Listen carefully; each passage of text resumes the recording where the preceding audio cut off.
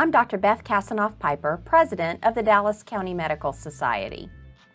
My patients are really enjoying this summer. They're traveling and getting together with friends and family they haven't seen in over a year. And for those who are fully vaccinated, I believe they can feel very comfortable in most situations. But the pandemic is not over. Nearly 10,000 people died from COVID-19 in June, and over 99% of them were unvaccinated.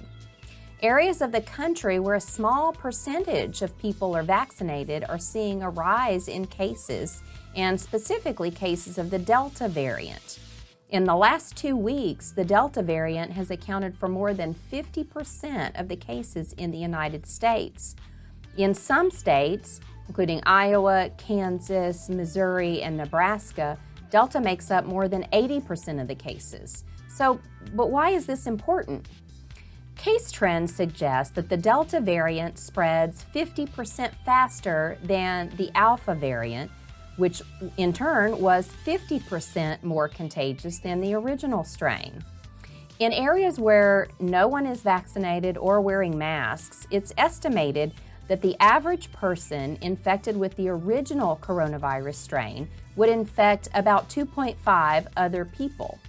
In the same circumstances, Delta would spread from an infected person to 3.5 or 4 other people.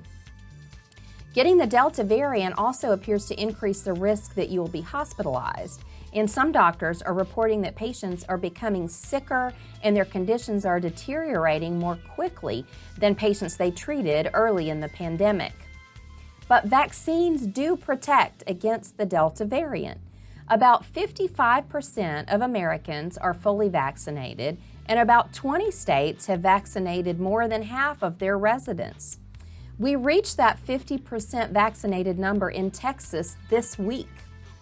But many states are far behind, and there are areas of poor vaccination in many states, leaving those communities especially vulnerable.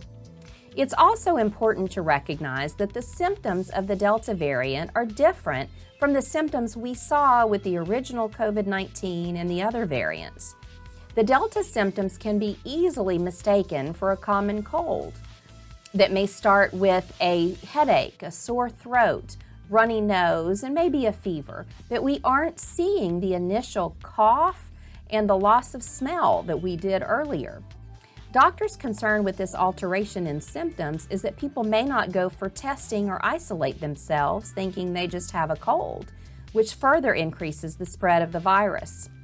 If you develop cold symptoms, whether you're vaccinated or not, go get tested and stay home until you get the results. Please don't put other people at risk. The most important thing you can do to protect yourself from the Delta variant is to get fully vaccinated. And the most important thing you can do to protect your children who are too young to be vaccinated is to get fully vaccinated yourself. Thank you.